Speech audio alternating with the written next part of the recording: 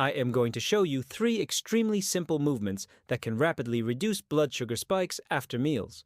This is, without question, one of the most overlooked strategies when it comes to blood sugar control. What you do in the minutes right after eating has a direct impact on how your body handles glucose. No extreme diets, no starving yourself, and no so-called miracle drinks before meals. We're talking about light, accessible movements, supported by controlled scientific studies, that can significantly lower post-meal blood sugar spikes, even when your carbohydrate intake is higher. If your blood sugar rises too much after eating, or if you often wake up with elevated fasting glucose, watch until the end because you'll learn exactly how to break this constant blood sugar roller coaster. So let's get into our first strategy. Light, continuous movement after meals. You've probably heard the advice to walk after eating, but let's look at what science actually shows. In a randomized clinical study, researchers followed 64 people with type 2 diabetes. They tested 2 different exercise routines, each lasting 60 days. In the first routine, participants walked for just 15 minutes after breakfast, lunch, and dinner. That's 45 minutes total per day, but broken up into 3 short sessions.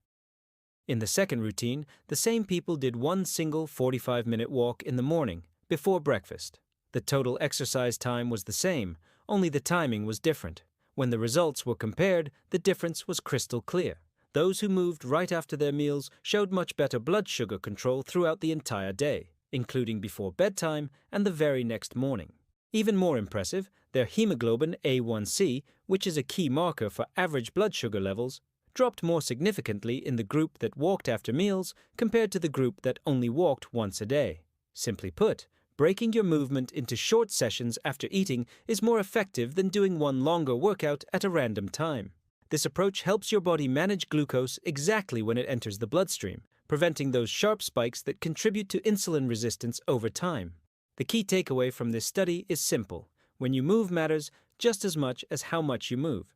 Just 15 minutes of light walking after meals can be more effective than a full 45 minutes done at another time of day, especially for people living with type 2 diabetes.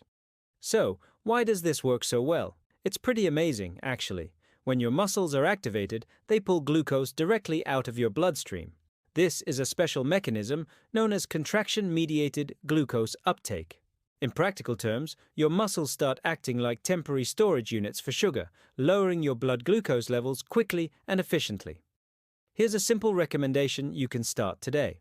After you finish eating, set a timer for 10 to 15 minutes and go for a relaxed walk. It's not about speed or intensity. What truly matters is the timing. Start applying this once or twice a day, especially after lunch and dinner, and you'll likely notice steadier energy and more stable blood sugar levels. Now, I know what you're thinking. What if walking right after a meal just isn't an option? Maybe you're at work or the weather is bad. Don't worry. Our next strategy might be even more convenient for you. This brings us to strategy number 2, seated heel raises, which focus on activating your soleus muscle. This method is incredible because it can be done while you're sitting down. In a recent study, researchers examined this simple movement in people with prediabetes. Participants were given a glucose drink on 2 separate occasions. In one session, they just sat still without moving. In the other session, they performed slow heel raises, engaging their calf muscles. The results were astounding. This simple activation reduced post-meal blood sugar spikes by up to 32% compared to just sitting still. This happens because the soleus muscle, located in your calf, is a powerhouse for using glucose. It does so very efficiently, even at a low intensity, and it relies less on insulin to get the job done. While the study was small, it reinforces a really important point. Even gentle movements performed after meals can produce meaningful improvements in your blood sugar control. So, how do you do it? It's super easy. While you're sitting, keep your feet flat on the floor and slowly raise and lower your heels, keeping your toes on the ground. Think of it like you're tapping your heels. Now, there's one important detail to be aware of. In the original study, participants performed this movement for nearly 2 continuous hours, so don't expect the same dramatic results from just a few minutes, like you might see suggested on social media. The real advantage here is that this movement can be done while you're working, watching TV, or sitting for long periods. It's low impact, joint-friendly, and helps keep your metabolism active even while you're seated. Okay, so we've covered a post-meal walk and a seated exercise. What if you're really short on time and need something fast and effective? That's where our third strategy comes in. Strategy number 3 is the quick stare method. If you're looking for a quick win, this strategy is perfect. In another randomized clinical study, adults were evaluated after a meal. They were then split into groups. One group remained seated while the others walked up and down a flight of stairs for either 1, 3, or 10 minutes. The results were significant. Just one single minute of stair climbing reduced blood glucose by about 14 milligrams per deciliter. With 3 minutes, that reduction jumped to nearly 18 milligrams per deciliter, and it came with improvements in insulin sensitivity markers. This works because climbing stairs engages large muscle groups, like your thighs, glutes, and calves. This creates a powerful signal for glucose to move out of the blood and into your muscle tissue for fuel.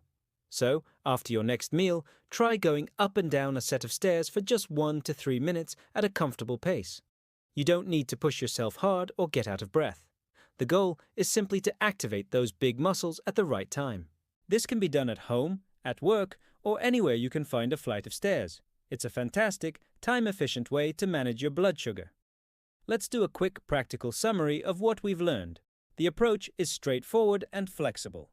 Your first option: walk for 10 to 15 minutes after your meals. This is the gold standard if you have the time and space. If walking isn't possible, your second option is to perform seated heel raises while you're at your desk or on the couch. And if you're short on time, your third option is to use the stairs for just a few minutes to get those muscles working. These actions may seem small, but they have a powerful cumulative effect. They train your body to use glucose more efficiently, which can gradually reduce insulin resistance over time. When you combine these simple habits with fiber-rich meals, balanced nutrition, and consistent training, you can dramatically improve your blood sugar levels without resorting to medication, extreme diets, or eliminating carbohydrates entirely. This is about making small, sustainable changes that work with your body, not against it. Thank you so much for watching. If you found this helpful, please give this video a thumbs up and subscribe for more evidence-based health tips. See you in the next one.